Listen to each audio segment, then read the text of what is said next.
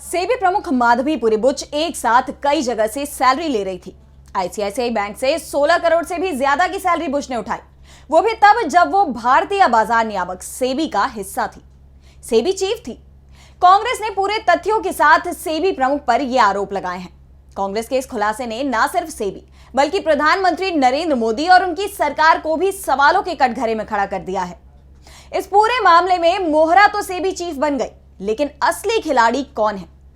हालांकि ना तो सेबी चीफ ने कोई सफाई दी, ना ही सरकार की तरफ से कोई जवाब आया, लेकिन आईसीआईसीआई बैंक की तरफ से जरूर बचाव में कुछ कहा गया है, जिसे लेकर अब एक और बड़ा खुलासा सामने आया है।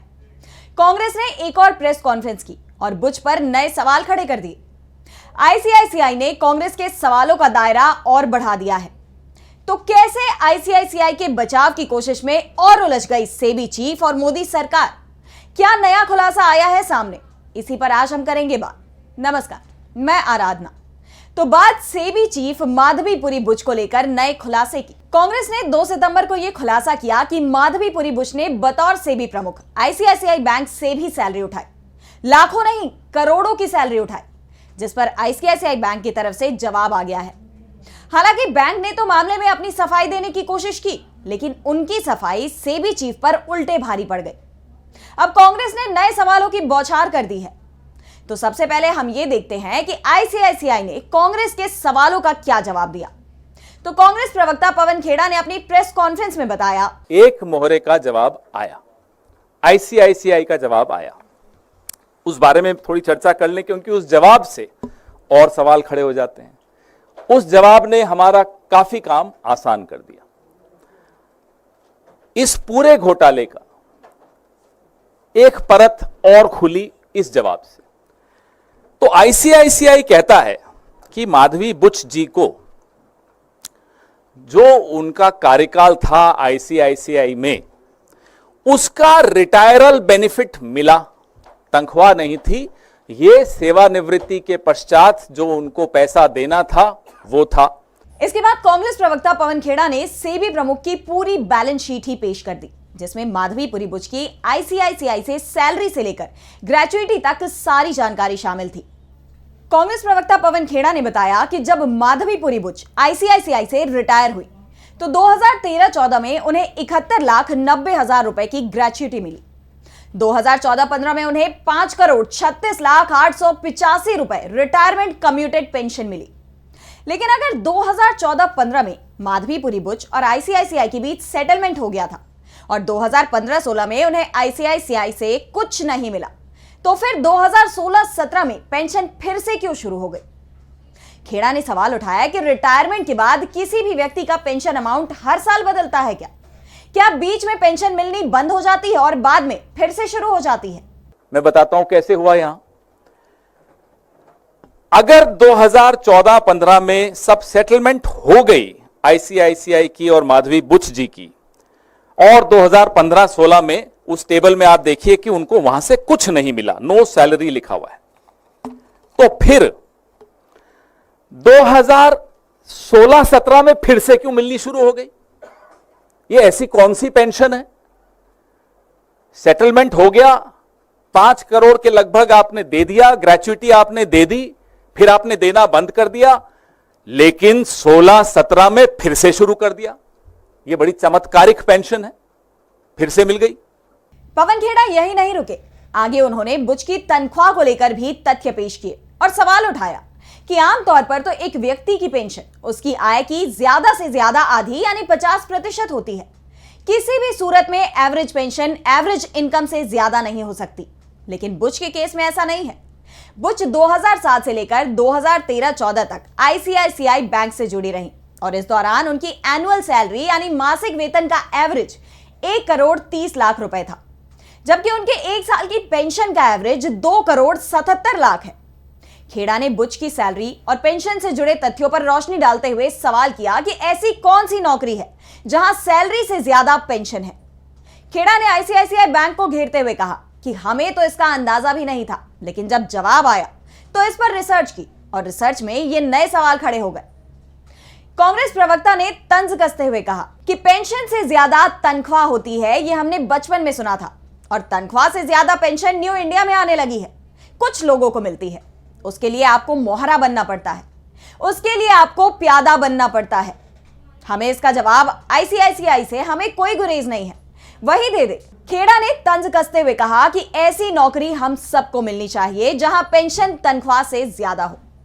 पवन खेड़ा ने सेबी प्रमुख को लेकर कहा कि उम्मीद है कि वो भी इस टेबल को देखेंगी जिसमें साफ बताया गया है कि 2016-17 में दोबारा उनकी पेंशन, सो कॉल्ड पेंशन शुरू हो गई।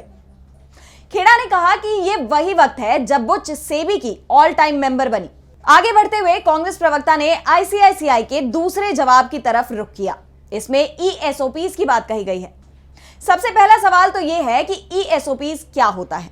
तो मैं आपको बता दूं कि ईएसओपी इसका मतलब एम्प्लॉय स्टॉक ऑप्शन प्लान। यह एक कर्मचारी लाभ योजना है जो कर्मचारियों को इक्विटी शेयरों के रूप में संस्था में स्वामित्व देती है, यानी एम्प्लॉय भी कंपनी के शेयर में हिस्सेदारी रख सकते हैं। इसे लेकर खेड़ा ने बताया कि आईसीआईसीआई कहता है कि हमारे एम्प्लॉयज इंक्लूडिंग रिटायर्ड एम्प्लॉयज के पास एक चॉइस होती है एक्सरसाइज करने की अपना ईसॉप 10 साल वेस्टिंग के बाद तक। ये आईसीआईसीआई ने अपने जवाब में जो कहा, हकीकत में उसकी पॉलिसी कुछ और ही कहती है। यूएस की बाजार नियामक SEC की आधिकारिक वेबसाइट पर शेयर की गई आईसीआईसीआई के पॉलिसी रिकॉर्ड्स तो कुछ और ही कहते हैं। खेड़ा ने यह भी बताया कि आईसीआईसीआई ने हिंदुस्तान की वेबसाइट पर तो अपनी पॉलिसी डाली तक से नहीं है। उन्होंने सवाल किया कि भारत में वो पारदर्शिता क्यों नहीं रखी गई, पॉलिसी वेबसाइट पर क्यों नहीं डाली गई।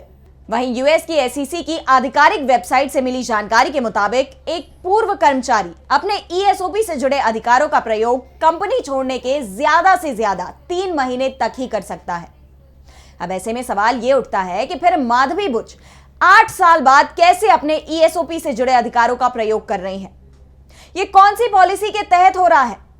खेड़ा ने आईसीआईसीआई से मांग की कि इस बारे में विस्तृत जानकारी दे।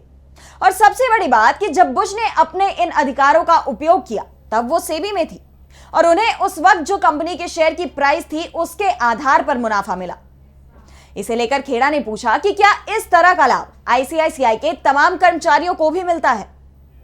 उन्होंने बुश के लिए नियमों की अनदेखी के आरोप लगाए और आईसीआईसीआई से इस पर जवाब मांगा। खेड़ा ने आरोप लगाते हुए कहा, जो ईसॉप्स आपने माधवी बुच जी को दिए वो कहां से दिए होंगे? वो एम्प्लॉइज ईसॉप्स ट्रस्ट से दिए होंगे, किसी का हक मार के दिए होंगे, और एम्प्लॉइज का आपने हक मारा और माधवी बुच जी को आपने उपकृत किया, उनको ऑब्लाइज किया।